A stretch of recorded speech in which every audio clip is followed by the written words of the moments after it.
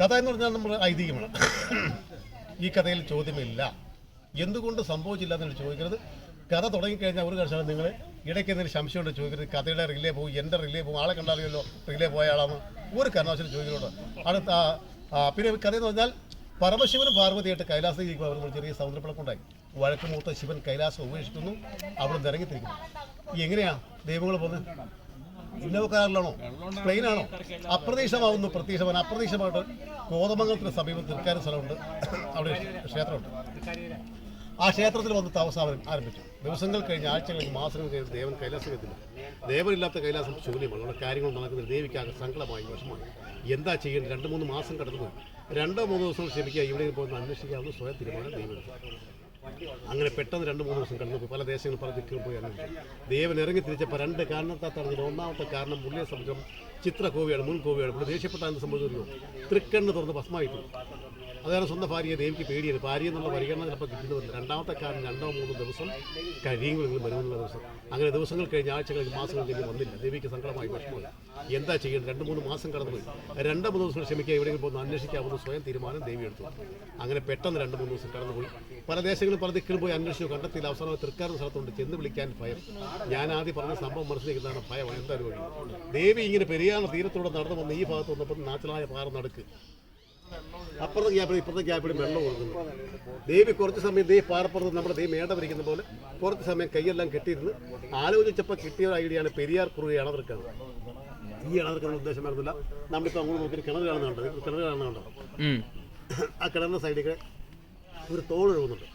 ആ തോട് ഒഴുകുന്ന തൃക്കാർ ക്ഷേത്ര സൈഡിൽ. അപ്പോൾ ഇവിടെ കൂറ്റം മധുര തീർത്ഥം ചെറു തീർത്ഥാൻ ആദ്യം മുങ്ങുന്ന തൃക്കാർ ക്ഷേത്രം. അത് കഴിഞ്ഞാൽ കോതമംഗലം പ്രദേശം. ഈ കിണറെല്ലാം വെള്ളത്താൽ നശിക്കും. പിന്നെ ഭഗവാൻ പോലുള്ള സ്ഥലം കൈലാസം എന്നാണ് കണക്കുന്നത്.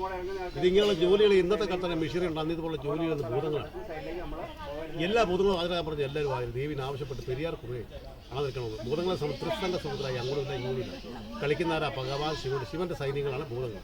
അവർക്ക് ഭയമാണ്. ദേവിയുടെ ഓർഡറായിട്ട് അനുസരിക്കാൻ പറ്റില്ല. മനസ്സിലായി പറഞ്ഞ് കെട്ടാം. പക്ഷേ കെട്ടുന്നതിന് പ്രത്യേകം രാത്രിക്കാണ് ശക്തി. ഒരു ദിവസം കിട്ടുന്നതാണെങ്കിലും ഈ കാണുന്ന ഓരോ കല്ലുകളും കെട്ടി ഇപ്പുറത്ത് കെട്ടി അങ്ങേയറ്റത്ത് കാണുന്ന ഗ്യാപ്പ് മാത്രമേ കാണുന്നത്. നിങ്ങൾക്ക് വേണമെങ്കിൽ അവിടെ പോയി അകലെ പോയി നിന്ന് കാണാം. ഇവിടെ ഏറ്റവും താഴ്ച കുറഞ്ഞ സ്ഥലം അവിടെയാണ്. 60 അടി താഴ്ചയുണ്ട് കേട്ടോ. എങ്കിലും ആ ഗ്യാപ്പിളൊക്കെയുള്ള കല്ലുകൾ അവിടെ കൂട്ടുകയും നമ്മൾ ഈ പുഴകൾ നീന്തി കടന്ന് ചെല്ലും. അല്ലെങ്കിൽ അതിനൊരു വഴിയുണ്ട്. അവിടെ വെച്ചാൽ ഒരു 20 കൂറ്റൻ പാറകൾ ഇരിക്കുന്നതാണ്. അതൊരു ഇന്നൊരു വ്യക്തിയുടെ വഴിവശമായിരിക്കുന്നത്. പുള്ളിയെ സംബന്ധിച്ച് കിടക്കാൻ കിടപ്പാടില്ല പോലും ഇല്ലാത്ത ആൾ. 264 ഏക്കർ സ്ഥലമുണ്ട്.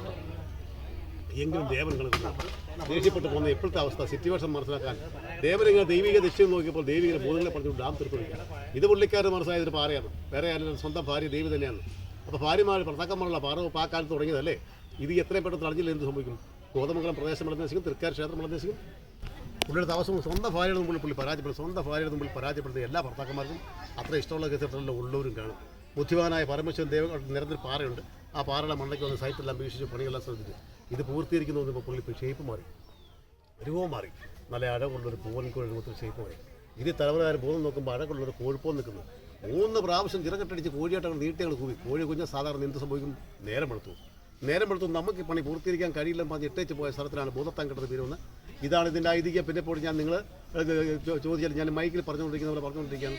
മിക്കവാറും കോളേജിൽ നിന്ന് വരുന്ന പിള്ളേർ ഞങ്ങൾ ചേട്ടാ പിറ്റേ ദിവസം പണിയാൻ പറയാം സ്ട്രൈക്കായിരുന്നു ജൂനിയർ തർക്കാന്ന് ചോദിച്ചു. അതുകൊണ്ടാണ് ഞങ്ങൾ കഥയിൽ ചോദ്യമില്ലാതെ നിങ്ങൾ